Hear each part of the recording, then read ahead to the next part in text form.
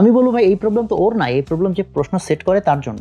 যারা বেশি মেধাবী তারা বিজ্ঞানে পড়বে, আর্টস সেলাররা ভবিষ্যতে হচ্ছে ডিসি হয়, আর সায়েন্স সেলাররা গিয়ে এক্সিকিউটিভ ইঞ্জিনিয়ার হয়। সুখ্যাতির জন্য যাদের ছবি ছাপা হয়েছে, যাদের কলাম ছাপা হয়েছে, তুমি দেখো তো এনে কয়টা বইটার ওই ডিসি সাহেব প্রধান অতিথি হয় আর ওই মঞ্চে বসে থাকে, আর এক্সিকিউটিভ ইঞ্জিনিয়ার মোস্টলি হচ্ছে দাওয়াতি পায় না। আসলে কি জায়গাটা সীমাবদ্ধ নাকি এক্সপ্লোর করার সুযোগ আছে? আমি বলবো সবচেয়ে টপমোস্ট ছেলে মেয়েদের এখানে যাওয়া উচিত। মানুষের চিন্তাধারা একটা লাইনও চেঞ্জ হতে পারে। আমি রিসেন্টলি একটা বড় পাবলিকেশনসকে ইনফ্লুয়েন্স করছি, তারা রাজি হয়েছে। আমি বলছি ভাই এখানে ডাক্তার ইঞ্জিনিয়ার বদলায় উদ্যোক্তা দিয়ে দেন। বা এটার পিছনে আসলে কম্পিটিশন বাড়ানোটাই কি মোটিভ ছিল?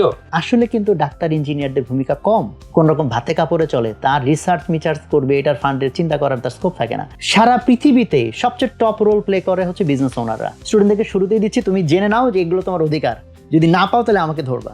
সমাজ আসলে কারা চালায়?